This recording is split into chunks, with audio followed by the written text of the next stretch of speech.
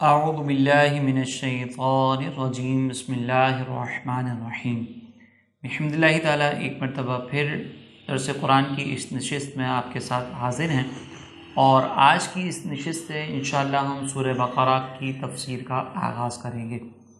سورہ بقرہ یہ ترتیب کے اعتبار سے دوسری سورت ہے، یعنی جو قرآن مجید کی سیکوینس ہمارے سامنے موجود ہے اس سیکوینس کے اعتبار سے یہ دوسری سورت ہے۔ اگر ہم قرآن مجید میں سورہ بقرہ اور سورہ فاتحہ کا آپس میں تعلق دیکھیں، ان کا ربط دیکھیں، تو یہ بات بہت حد تک واضح ہو جاتی ہے کہ سورہ فاتحہ کے آخر کے اندر اللہ تبارک و تعالیٰ نے ہمیں یہ دعا تعلیم فرمائی کہ ہم ہدایت کو طلب کریں، اور پھر ان ہدایت یافتہ جو بندگان خدا ہیں ان کو اللہ تبارک و تعالیٰ نے فرمایا کہ یہ ان کا راستہ جن پر اللہ تعالیٰ نے انعام فرمایا وہ در حقیقت صراط مستقیم ہے۔ اور پھر یہ بات بھی اللہ تبارک و تعالیٰ نے ہمیں تعلیم فرما دی کہ ہم گمراہوں اور جو بدعقیدہ لوگ ہیں، بدعمل لوگ ہیں، جن پر اللہ کا غضب ہوا، ان کے راستے سے پناہ مانگیں۔ اب جب یہ سورہ فاتحہ کے اندر ہم یہ دعا مانگ کر آتے ہیں تو سورہ بقرہ میں اللہ تبارک و تعالیٰ نے ان لوگوں کا تذکرہ فرمایا ابتدا میں ہی کہ جو انعام یافتہ بندے ہیں، جن کے اوصاف اللہ تبارک و تعالیٰ نے شروع میں ہی بیان کر دیے۔ اسی طریقے سے کفار اور منافقین جو گمراہ بھی ہیں، بددین بھی ہیں، بدعمل بھی ہیں، ان کا بھی اللہ تبارک و تعالیٰ نے تذکرہ فرمایا۔ اور پھر ان دونوں کو کن کن نتائج کا سامنا کرنا پڑے گا، کفار اور منافقین کو، اور جو ایمان والے لوگ ہیں وہ کیا نتیجہ حاصل کریں گے، اس کا بھی تذکرہ کر دیا گیا۔ اور شروع میں جو ہدایت حاصل کرنی ہے اس کے بارے میں بھی فرما دیا کہ ہم نے یہ کتاب تمہیں عطا کر دی ہے جس میں ہر طرح کی ہدایت موجود ہے، اور جو اس سے ہدایت حاصل کرے گا وہ تقویٰ کے اعلیٰ درجے پر پہنچ جائے گا۔ تو یہ سورہ بقرہ اور سورہ فاتحہ کا آپس میں ہمیں ایک ربط، ایک تعلق نظر آتا ہے۔ پھر اگر ہم سورہ بقرہ کو دیکھیں تو سورہ بقرہ یہ قرآن مجید کی سب سے بڑی سورت ہے، سب سے طویل سورت۔ اگر ہم اس کے رکوع کو دیکھیں تو 40 رکوع اور تقریباً 286 آیات اس کے اندر موجود ہیں۔ تو اپنے ورسز کے اعتبار سے، اپنے رکوع کے اعتبار سے یہ قرآن مجید کی سب سے طویل سورت ہے۔ اسی طریقے سے ابن العربی یہ کہتے ہیں کہ میں نے بعض بزرگوں سے یہ سنا ہے کہ اللہ تبارک و تعالیٰ نے سورہ بقرہ کے اندر 1000 چیزوں کا حکم دیا، 1000 چیزوں سے منع فرمایا، 1000 حکمتیں اور 1000 خبریں اس کے اندر موجود ہیں۔ اور پھر ابن العربی یہ آگے کہتے ہیں کہ اگر ہم سورہ بقرہ کی فقاہت کی عظمت دیکھیں کہ اس میں کس قدر احکامات کو بیان کیے گیا، اور اس میں کس قدر ایسے پہلو موجود ہیں کہ ایک فقیہ اگر ان پہلوؤں پر غور و تفکر کرے تو اس میں سب سے زیادہ ایسے فقیہانہ پہلو موجود ہیں۔ اسی مناسبت سے، اسی وجہ سے حضرت عبداللہ ابن عمر رضی اللہ تعالیٰ عنہ جیسی شخصیت نے 8 سال کے عرصے میں سورہ بقرہ کو حفظ کیا۔ ایک تو ہمارے یہاں پر حفظ ہوتا ہے کہ قرآن مجید کی ظاہری عربی کو پڑھ لیا اور اس کو یاد کر لیا، تو یہ حفظ تو 6 مہینے میں، 7 مہینے میں، 8 مہینے میں، 1 سال کے اندر مکمل ہو سکتا ہے۔ تو حضرت عبداللہ ابن عمر رضی اللہ تعالیٰ عنہ نے اس انداز سے حفظ نہیں کیا تھا، بلکہ انہوں نے اس کے احکامات کو سمجھا، کیا کیا نصیحتیں اس کے اندر بیان کی گئی ہیں، کون سے عقائد اس کے اندر ذکر کیے گئے ہیں، کیا اس کے رموز و اسرار ہیں، ان تمام چیزوں کے ساتھ سورہ بقرہ کو 8 سال کے عرصے میں حفظ کیا۔ گویا کہ اگر کوئی قرآن مجید میں غور و تفکر کرنا چاہے، اس سے علمی نکات حاصل کرنا چاہے، تو یہ ایک صورت ہی ایسی ہے کہ اس پہ غور و تفکر کے لیے انسان کو 8 سال درکار ہے۔ اور اسی طریقے سے امام رازی رحمۃ اللہ تعالیٰ علیہ، جنہوں نے تفسیر کبیر تحریر فرمائی، انہوں نے کہا کہ میں نے ایک مقام پر یہ بات ذکر کی کہ سورہ فاتحہ کے بعد یہ جو سورہ بقرہ آتی ہے اس میں تقریباً 10,000 احکامات موجود ہیں۔ تو جو حسد کرنے والے تھے انہوں نے کہا کہ ایسا نہیں ہو سکتا۔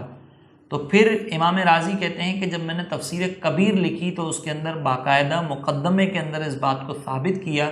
کہ جو بات میں نے بطور دعویٰ کہی ہے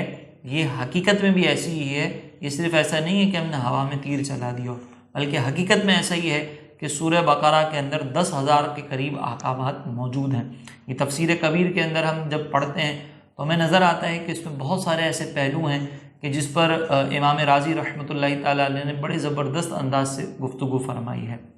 پھر اگر ہم اس کے جو مضامین ہیں سورہ بقرہ کے اس کو دیکھیں تو ہمیں اس میں مختلف احکامات بہت زیادہ نظر آتے ہیں،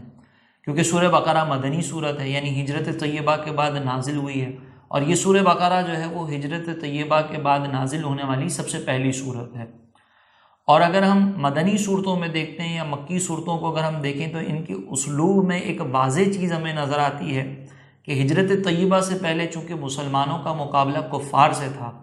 وہ کسی آسمانی دین پر ایمان لانے والے لوگ نہیں تھے، ان کے پاس کوئی ایسی آسمانی ہدایت موجود نہیں تھی، اور وہاں پر ان کے عقائد میں بہت زیادہ بگاڑ تھا۔ وہ اللہ تبارک و تعالیٰ کے ساتھ بتوں کی پوجا کرتے تھے، شرک کرتے تھے، مرنے کے بعد دوبارہ اٹھنے پر وہ ایمان نہیں رکھتے تھے۔ تو وہاں پر چونکہ مسلمانوں کا مقابلہ ایک ایسی قوم سے تھا کہ جو قوم عقائد کے سلسلے میں انتہائی خرابیوں پر مشتمل تھی، جس کے اندر بہت زیادہ عقائد کی خرابیاں تھیں،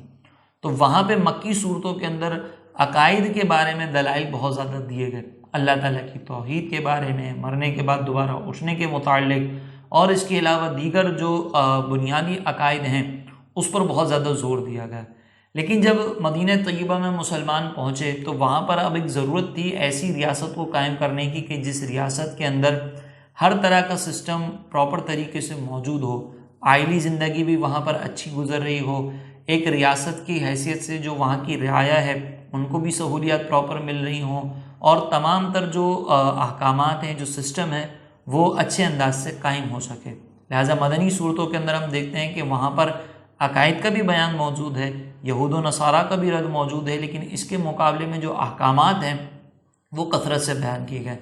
اسی طریقے سے سورہ بقرہ کی ابتدا میں اللہ تبارک و تعالیٰ نے ایمان بالغیب کا تذکرہ کیا، عبادات کے اندر نماز چونکہ بنیادی حیثیت رکھتی ہے اس کا ذکر کیا،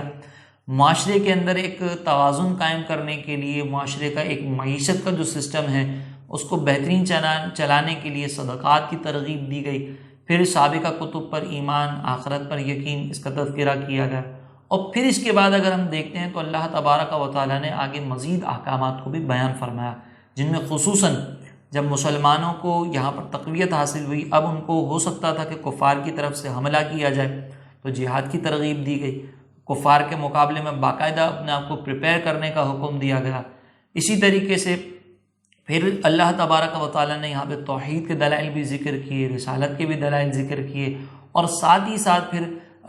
آئلی زندگی سے متعلق اگر ہم دیکھیں تو نکاح، طلاق، رشتہ داروں کے حقوق، والدین کے حقوق، قسم کھانے کے احکامات کو بیان کیا گیا۔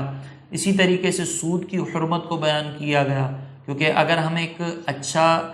سسٹم بنانا چاہتے ہیں، کوئی ریاست بنانا چاہتے ہیں، تو وہاں کی معیشت مضبوط ہونی ضروری ہے، اور معیشت کو نقصان پہنچانے والی جو سب سے بڑی چیز ہے وہ سود ہے، تو سود کو حرام کر دیا گیا، کسی کا مال ناحق کھانے کی ممانعت کر دی گئی۔ اگر ریاست کے اندر کوئی ایسے افراد موجود ہیں، ایسے نابالغ بچے موجود ہیں جن کی کفالت کرنے والا کوئی نہیں ہے، جو یتیم کہلاتے ہیں، تو ان کی کفالت کی ترغیب دی گئی، تاکہ اچھے انداز سے جب ان کی کفالت ہو تو وہ بھی معاشرے کا ایک مؤثر فرد بن سکیں۔ کیونکہ بعض اوقات ایسا ہوتا تھا کہ جب کوئی کسی کے والدین فوت ہو جاتے تھے، ان نابالغ بچوں کو غلام بنا لیا جاتا تھا، اور پھر ان پر طرح طرح کے مظالم ڈالے جاتے تھے۔ آج بھی ہم دیکھتے ہیں کہ جب کسی کے والدین فوت ہو جاتے ہیں تو رشتہ دار بھی ان کے ساتھ ویسا سلوک نہیں کر سکتے کہ جن کی وجہ سے بچے جو ہے وہ اپنی ذہنی طور پر قوی ہو سکیں، وہ ذہنی طور پر پھر کمزور ہی رہتے ہیں، ڈسٹرب رہتے ہیں۔ تو یہاں پر مضبوط ریاست کے لیے یتیموں کی کفالت کا بھی باقاعدہ حکم دیا گیا۔ اسی طرح پھر شراب، جوئے، ان تمام کی بھی ممانعت کو ذکر کیا گیا۔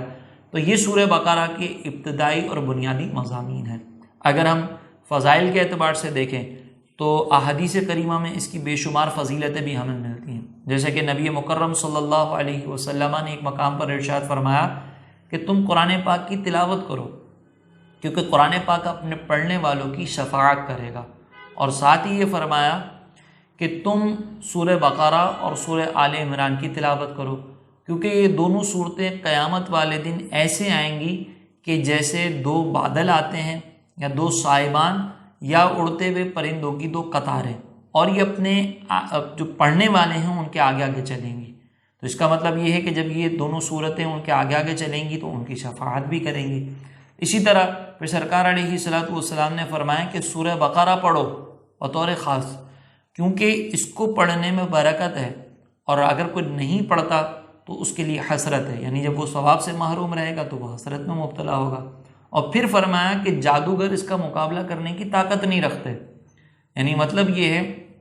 کہ جب کوئی شخص، ہمارے یہاں پر عموماً ایسا ہوتا ہے کہ جب کوئی تکالیف آتی ہیں، پریشانیاں آتی ہیں، تو ہمارا ذہن ویسے ہی ہم قوی الاعتقاد لوگ ہیں، تو اللہ تعالیٰ کی طرف جانے کی بجائے بعض اوقات ان چیزوں کی طرف چلا جاتا ہے کہ کہیں کسی نے مجھ پر جادو تو نہیں کروا دیا، کہیں ایسا تو نہیں مجھ پر اثرات کروا دیے گئے ہوں، میرے پر کوئی تعویذ گنڈے کروا دیے گئے ہوں، اور پھر فوراً عاملین کی طرف ہم چلے جاتے ہیں۔ اور پھر اگر کسی ایسے عامل کے پاس آ گئے کہ جو باعمل نہ ہو، شریعت مطہرہ پر عمل کرنے والا نہ ہو، جو باعمل ہوتے ہیں وہ تو پھر ان چیزوں کو سمجھتے ہیں اور اچھے انداز سے گائیڈ بھی کر دیتے ہیں،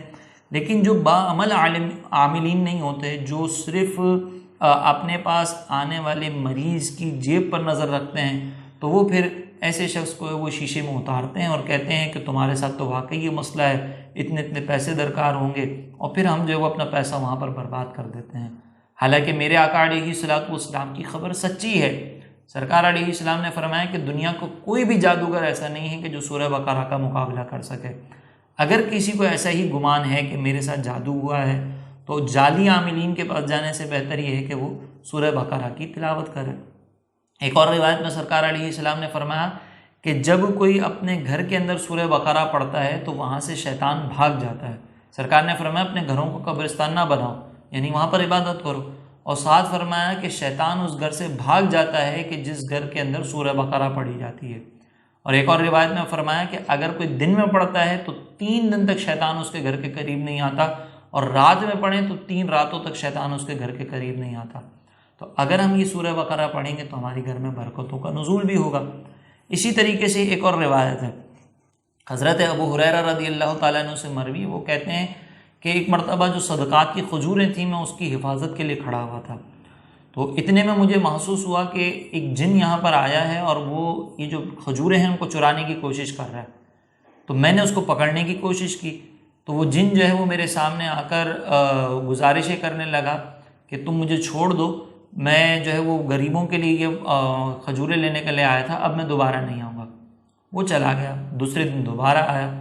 تو حضرت ابو ہریرہ نے کہا کہ آج تو میں تجھے نبی کریم علیہ السلام کے پاس ضرور لے کر جاؤں گا۔ اگلے دن بھی اس جن نے یہی بات کی، تو پھر حضرت ابو ہریرہ رضی اللہ تعالیٰ عنہ نے سرکار علیہ السلام کی بارگاہ میں یہ ذکر کیا کہ یا رسول اللہ یہ جن اس طریقے سے آیا تھا۔ تو سرکار علیہ السلام نے فرمایا کہ اگر تم اسے قابو کرنا چاہتے ہو تو پھر تم یہ جملہ اس کو کہو کہ پاک ہے وہ ذات جس نے محمد صلی اللہ علیہ وسلم کے لیے تجھے مسخر کر دیا۔ حضرت ابو ہریرہ یہ کلمات سیکھ کر چلے گئے۔ اگلے دن جن دوبارہ پھر آیا، جیسے ہی وہ آیا تو آپ نے اس پر قابو پانے کی کوشش کی، اس نے پھر دوبارہ وہی کہا کہ تم مجھے محمد صلی اللہ علیہ وسلم کے پاس نہ لے کر جاؤ، اب میں نہیں آؤں گا۔ پھر چھوڑ دیا، لیکن اگلے دن پھر وہ آ گیا۔ تو اس بار حضرت ابو ہریرہ رضی اللہ تعالیٰ عنہ کہتے ہیں کہ جو کلمات مجھے سرکار علیہ السلام نے سکھائے تھے ان کلمات کو پڑھتے ہوئے میں نے اس جن پر دوبارہ قابو پایا، اور میں نے کہا کہ آج تو میں تجھے ضرور نبی کریم علیہ السلام کے پاس لے کر جاؤں گا، تو ہر دفعہ بدعہدی کرتا ہے۔ تو اس بار جن نے یہ کہا کہ اگر تم مجھے اجازت دو اور مجھے جانے دو تو میں تمہیں یہ بات بتاؤں گا، تمہیں ایسے کلمات سکھاؤں گا کہ جن کلمات کو پڑھنے کے بعد کوئی مذکر یا مؤنث جن تمہارے پاس نہیں آ سکتا۔ تو حضرت ابو ہریرہ رضی اللہ تعالیٰ عنہ نے فرمایا کہ اچھا مجھے بتاؤ۔ تو پھر اس جن نے کہا کہ جو شخص آیت الکرسی پڑھ لے